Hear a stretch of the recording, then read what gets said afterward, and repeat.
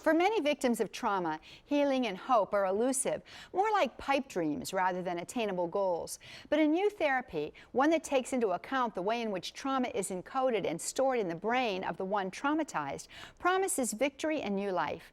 Here to talk with us about this therapy is our guest, Margaret Vasquez, a professional counselor and certified traumatologist. Let's welcome Margaret Vasquez. Hi, Margaret. It's great to have you back here on Women of Grace. Hi, thank you. You know, we've been spending this whole week together talking about trauma, and I have to say I'm exhilarated interiorly because what you're sharing is so dynamic, and you have helped us to understand the way in which trauma affects the human person. And the good news is there's a way out. That's absolutely right. You know? And I was teasing when we were getting started here, and I said, imagine this, God really wants us to be happy, That's you know? right. And he does, doesn't he? He's dying to make us happy. Yes, that's exactly right. And yet, when we're in the midst of the trauma and we see the chaos that it has caused in our lives, we sometimes feel like we're trapped. And you yourself, a survivor of trauma, had gone through a lot of therapy and been misdiagnosed and medicated and this thing and that thing. And I'm sure that you felt fairly desperate at times. Oh, absolutely, absolutely. And you know, in my prayer, just continually seeking God and griping to Him. How does this glorify you? I don't get it. How does this glorify you? I think it's Ambrose. Father can correct me on that later, but I think it's Ambrose who says, "The glory of God is man fully alive." I'm like, I know I'm not fully alive. How can this be for your glory? So, but the good news is that healing is possible. Yeah, and you discovered this new therapy basically out of your own need, didn't you? Yeah, definitely out of my own need. The therapist that I was treating with at the time was discussing my case with a child psychiatrist friend of hers.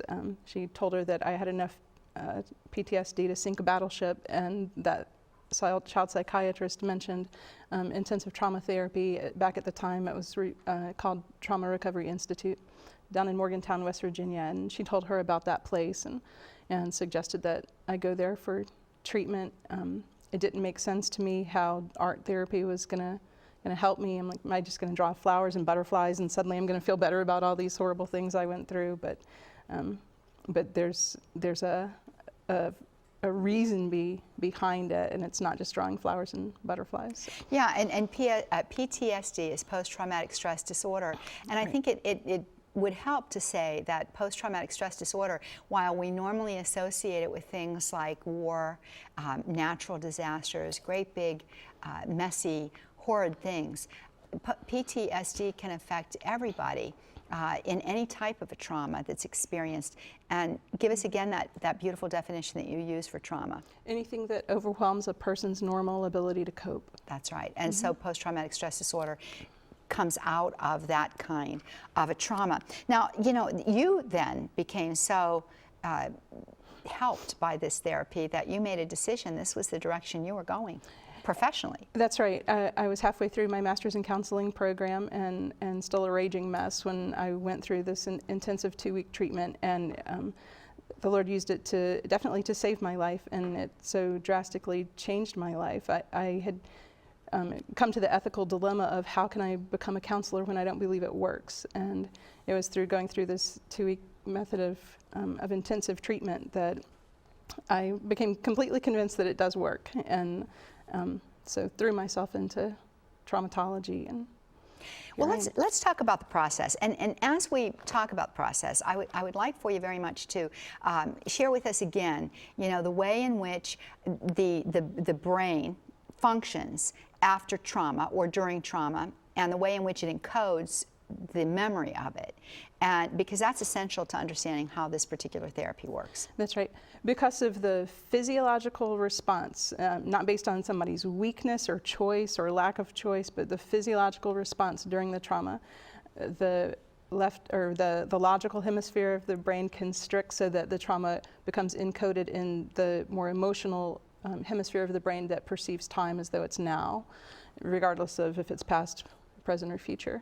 And because of that, traumatized people continue to act out of primarily the fears and all the different manifestations of those that are associated with those early or those previous traumatic experiences. Mm-hmm. And so the fundamental principle upon which this therapy operates is we've got to move the trauma out of the emotional side of the brain. That's right. Into that logical, more analytic side of the brain that gives things a past, present, and a future. That's right. That's right. It's recoding the memory in order to refile the memory. So, and how do you do that? It's one of those things I always think of the old Kodak commercial. It's so advanced, it's simple. Yeah. You just do a very specific intake in the clinical setting, and the way to get a very thorough trauma history from a person. And then we take the traumas one by one and put them through this essentially, simply speaking, a three-part process of getting that traumatic memory that's previously encoded in a very disconnected, disordered, disorganized way. And we use the right side of the brain, or I should say the creative side of the brain, in order to get that memory recoded. The traditional therapy relies on the verbal problem-solving logical side of the brain, based so much on talk therapy and how long have you been like this and how did that make you feel? Well, is this a logical response, and that sort of thing. From a trauma therapy perspective, we see that as asking somebody with a broken leg to walk to the hospital to get their leg set.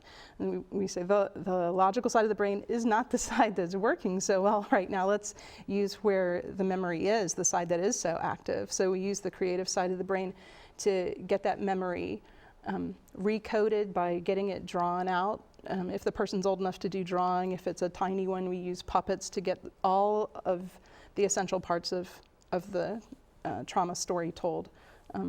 Some methods only focus on getting a picture of the trauma drawn, but we know from what we've gone through in previously in this week that there are a lot of different aspects to the instinctual trauma response, and it's important to get all of those disconnected bits and pieces together into a story so that all those landmines become diffused. And we do that. I'll speak to how we do it with adults because it's the most succinct. We get each one of those aspects of the instinctual trauma response drawn out, and all of those random disconnected bits and pieces of information, sights, sounds, smells, thoughts, lies, feelings, connected with that past story.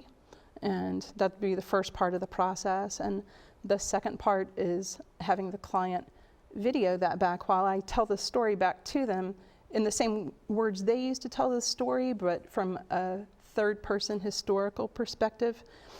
All the while, I like to have them run the video camera, so they're in that safe, very particular role of using the camera, so they have the power and control over a story that they didn't have power and control over before. And then we watch it back to give them that safe sense of distance, and it provides a desensitizing feature to the process. That's the second part.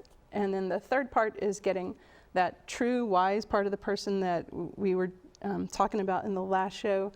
The lines of communication between that part and that traumatized part open up and facilitate dialogue between those two parts. So that part that has been pigeonholed in that past experience is able to get caught up with a present day understanding of life. And what happened. So many things rushing through my brain as you're sharing with us. And of course, the one thing is that, sometimes we're tempted to think that, we don't really remember all of this stuff. You're talking about, sights and smells and sounds and this thing and that thing. But it really is all stored in that brain of ours, And I kind of am thinking of a computer. And I don't do this anymore, and I don't quite know why, but I don't know, maybe they've advanced beyond this. I have no idea. Mm-hmm. Computer stuff, but I remember occasionally we used to have to defrag our computer, sure. Because there were bits of information all over the place, and you would open up more memory, when you would defrag it, and everything would sort of line up.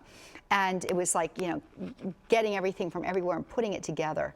And that's what this seems to be like. But share with us about the way in which the brain does restore all of this. It just retains all of this. It stores all of this information.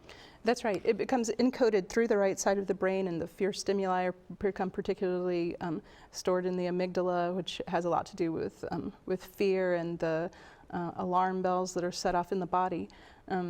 You had talked about how we have a hard time, do we really remember all of these things? Dr. Lou Tenen and Dr. Linda Gant, who developed this method, Linda Gant is an art therapist as well as professional counselor.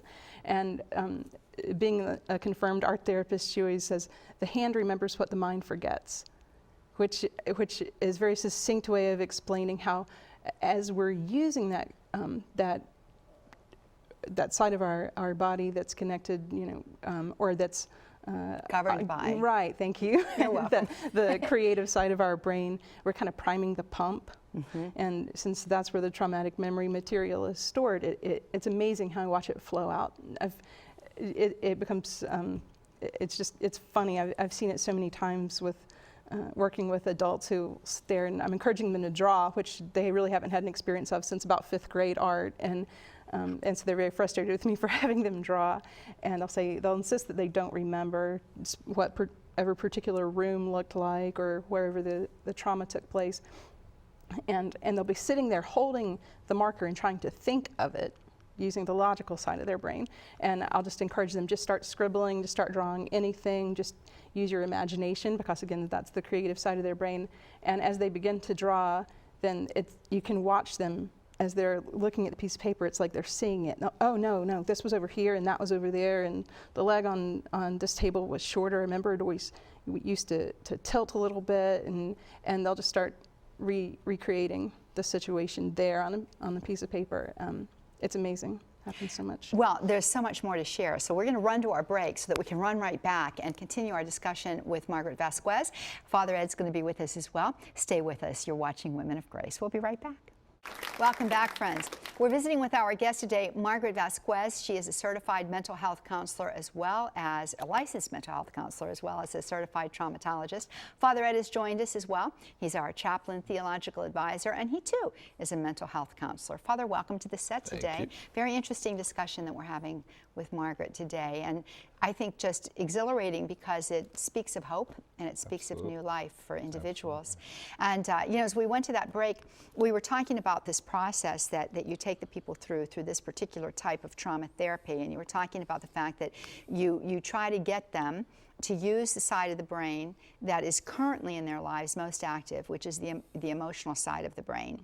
And you use that, it's also the most imaginative, and you try to begin to move that story out of that side into the left hemisphere, or the dominant side of the brain, the analytical, logical part. And art is the way in which you have them do that. And you're not looking, for the next Van Gogh here. The deal here is just to get the story told. Why is it important to get that story told in the way in which you're depicting it? Why draw that story out? Can't I just tell you what I remember? Is that enough?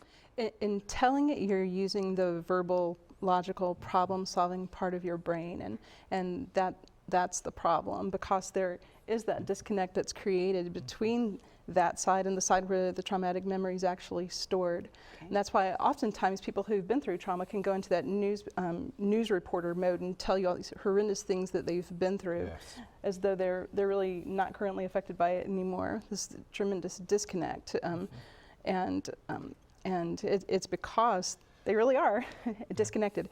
And so that's the reason for doing the drawing. I always liken it to computers. I'm not very computer savvy, but I do know that having a PC, if I'm sending a file to someone who has a Mac, there's something that has to happen to that file so that it can be sent to the other side. No matter how much that person with the Mac might try to suck that file out of my computer, they can't do it. And that's what we try to do when we use talk therapy, to try to move that traumatic memory that's in the other side to the logical side, so it can finally be experienced like it's in the past.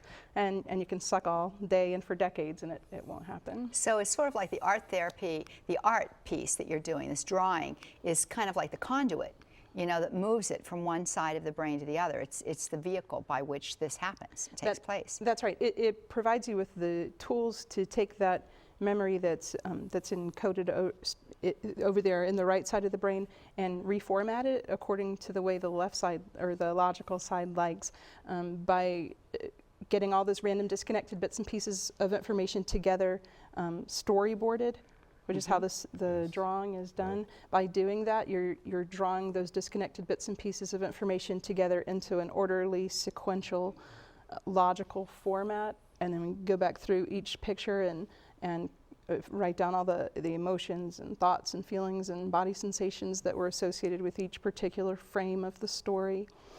That helps to give it a verbal coding, also what the left brain needs for it to be formatted in the way that it needs. It makes it more logical. And then in hearing the story back, that part of the process, it provides it with even that much more of a logical, problem-solving, verbal context that's now in a past context as well. So it takes that memory and strategically, through a strategic use of art therapy, recodes it according to what specifically the left brain needs for that memory to get moved. Father Ed. Yeah, the key here is that it brings something to light, which has not been in the light in the sense of our ability to look at it from all directions, etc. And in so many